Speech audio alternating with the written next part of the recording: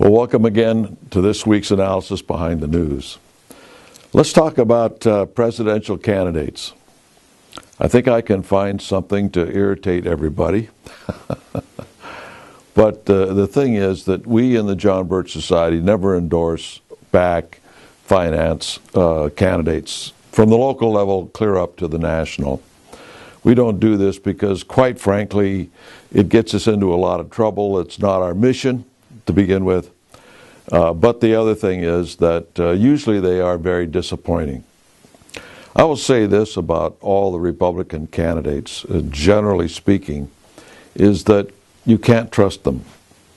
We know a little bit about all of them, and some of it is very disturbing.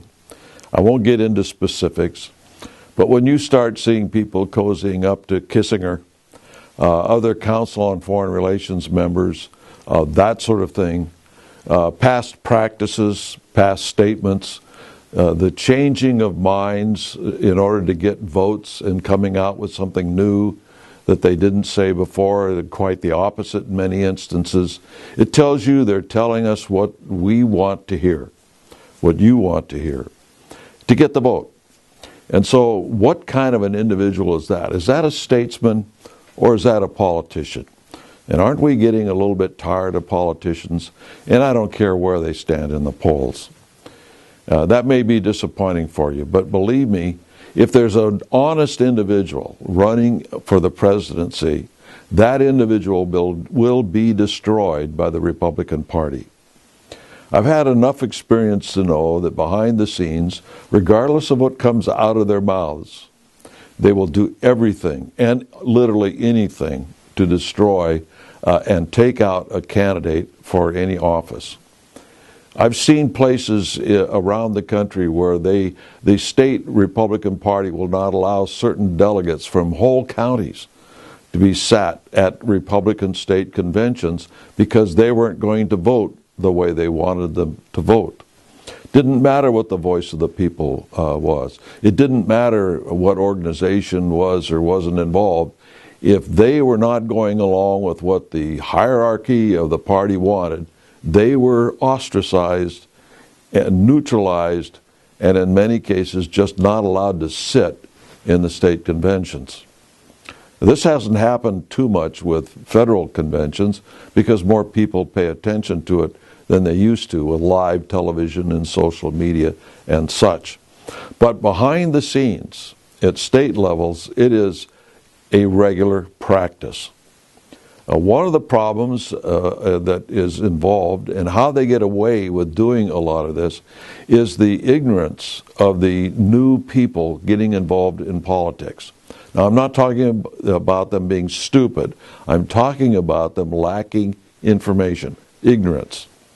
And so they are having false leaders foisted on them. They form false conservative organizations to convince the newly informed that these are now your leaders. These are the people to get involved with, and then they get sold out, and they don't even realize they've been sold out by their own leaders.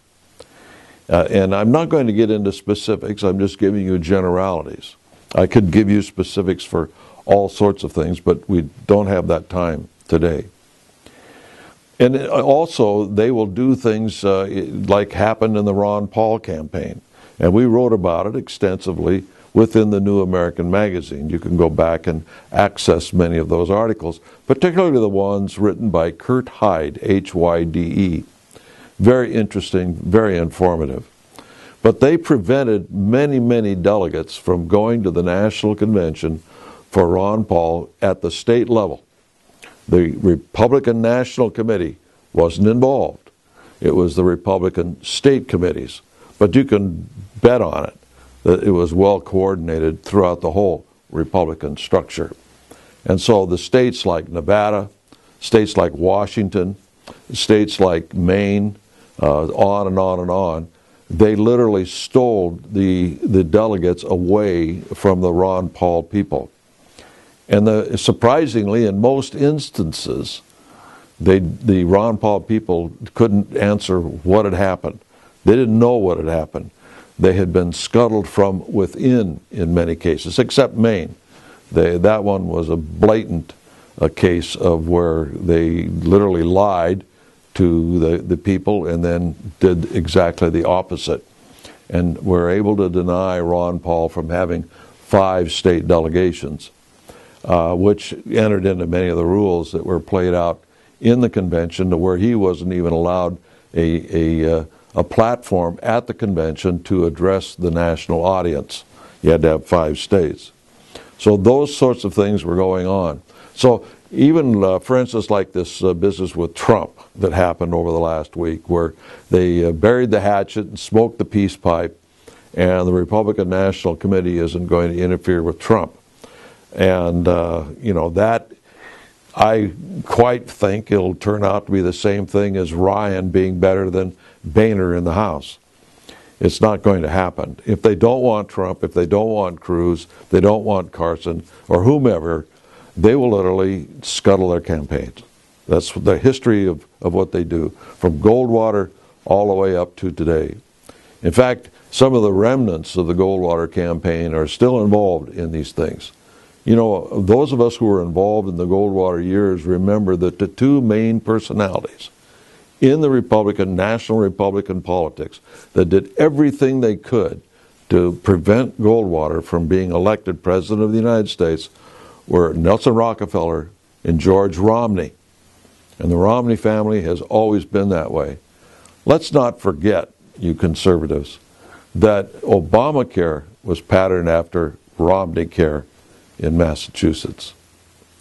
The thing is that we urge people to get involved, particularly in local politics.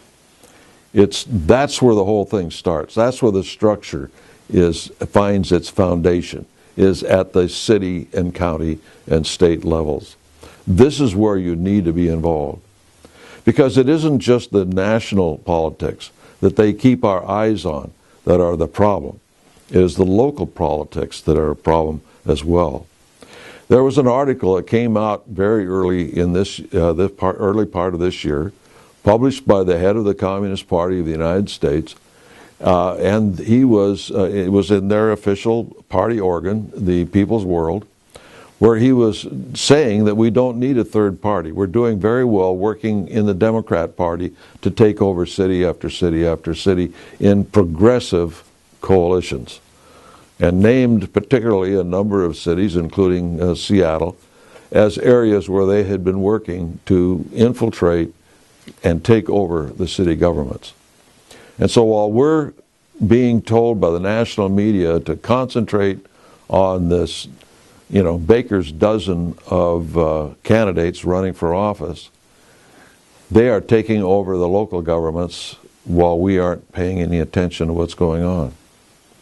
And so conservative areas that even can elect conservative congressmen have cities within those areas that are being taken over by homosexuals, by communists, socialists, etc. Get involved in local politics. We don't care which party. The last chapter meeting that I ever attended as a member only, we had Reform Party, Democrat Party, Republican Party, I think Constitution Party, or maybe it was Libertarian, I think it was Libertarian Party, in that one chapter. We disagreed as to which party to carry our thoughts forward, but we all believed in basic constitutional things. And so that kind of influence within those parties by members of the society can be very important. At any rate, concentrate on local politics. You will find that there you can accomplish a great deal. They can be very frustrating, working with a city council, but at least they're there in your community. They're there in your neighborhood. They are there where you can influence them almost on a daily basis if you set out to do so. And from that pool of local politicians comes the support and often the candidates that go into the Congress of the United States. The other side's been doing this for some time. For instance, Paul Ryan was trained by the Aspen Institute. And if any of you know anything about the Aspen Institute, you know that is basically part of the orbit of the Council on Foreign Relations types of people. You can go online and see who are the board members, like Kissinger and others, that are involved in the Aspen Institute. And he graduated from their first class, training local politicians to go on to higher things. Now that he's in higher things, you can see what he's doing. He's sold out the conservatives again, but we here at John Birch Society headquarters knew that was going to happen, regardless of the warm fuzzies that conservatives in Congress had about the change from Boehner. Until next week, we'll see you then.